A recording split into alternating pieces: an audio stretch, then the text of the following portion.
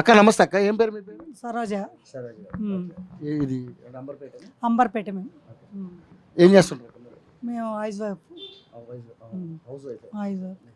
So అక్క నేను ఒక క్వశ్చన్ అడుగుతాను, అంటే క్వశ్చన్ అంటే ఎలక్షన్స్ గురించి అడుగుతాను, మీకున్న అభిప్రాయం చెప్పండి. ఇప్పుడు ఎలక్షన్స్ జరుగుతున్నాయి తెలంగాణలో, ఎంపీ ఎలక్షన్స్, దేశం మొత్తం కూడా ఎంపీ ఎలక్షన్స్ జరుగుతూ ఉన్నాయి. సో ఈసారి దేశంలో మోడీ అని అంటున్నారు, ఒకవైపు కాంగ్రెస్ కూడా అవకాశం ఉంది అంటున్నారు. మరి మన తెలంగాణలో 17 స్థానాలు ఉన్నాయి. 17 స్థానాలకి పోటీ ఎలా ఉండబోతుంది?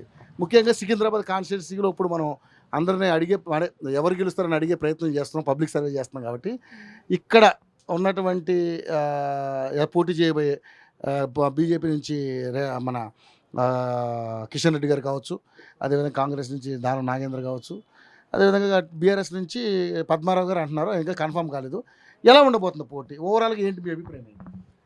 మేము అభిప్రాయం అంటే మా కిషన్ రెడ్డి సారే గెలుస్తాడు ఇక్కడ.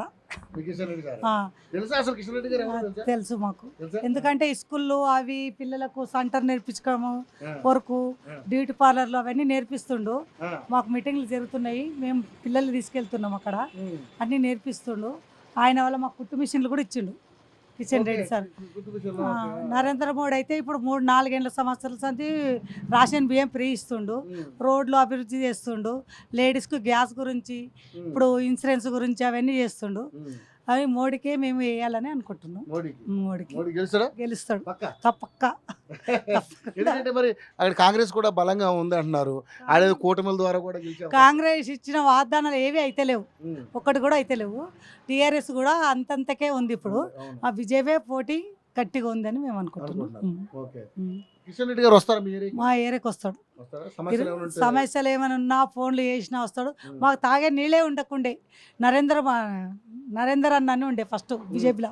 ఆయన మాకు మీటర్లు, కరెంటు మీటర్ ఫ్రీ ఇచ్చిండు, తంబాలు వేపించిండు, రోడ్లు వేపించిండు. మేము నడుచుకుంటా గోల్నా కోవాలంటే ఇది బుర్జా గోల్లా కోవాలంటికి మేము 40 సంవత్సరాలు ఇక్కడ వచ్చి, మాకు చిన్న చిన్న పిల్లలు దోమలు, కరెంట్ అసరదే లేకుండే. ఇక్కడ ఆయన నీళ్ళ మోటార్లు తెప్పించి, నల్లలు ఇచ్చి, కరెంటు మీటర్ ఫ్రీ ఇచ్చిండు మాకు. ఇక్కడ ఏం లేదని ఒక 50-100 ఫ్రీ ఇచ్చిండు. అప్పుడు తంబాలు వేపించిండు, కరెంట్ స్తంభం లేకుండే, రోడ్లు వేపించిండు. డెవలప్మెంట్ మొత్తం బీజేపీకెళ్ళే వచ్చింది అప్పటి నుంచి. కిషన్ రెడ్డి కంటిన్యూ చేస్తున్నాడు. ఇప్పుడు ఆయన 2 సార్లు 3 సార్లు ఎమ్మెల్యే గెలిచిండు, మినిస్టర్ కూడా ఉండు. మంచిగా ఉన్నాయి కాబట్టి కిషన్ రెడ్డి సార్ అని చెప్తున్నాము. మోడీ కూడా మంచిగానే చేస్తుండు కదా. మాకు గ్యాస్ లేకుండా గ్యాస్లు ఇచ్చడం తగ్గించండు. మొన్న 300, ఒకసారి 1100 ఉండే. ఇప్పుడు కాంగ్రెస్ ఏమైంది, 500కి ఇస్తాను 3 నెలల సంది, ఇప్పుడు ఇస్తనే లేడు, గ్యాసే ఇస్తలేడు. 2500 ఇస్తానే వేయలేడు. కరెంటు మీటర్లు కొంతమందికే ఇచ్చిండు, కొంతమందికి లేవు, ఈ జీరో.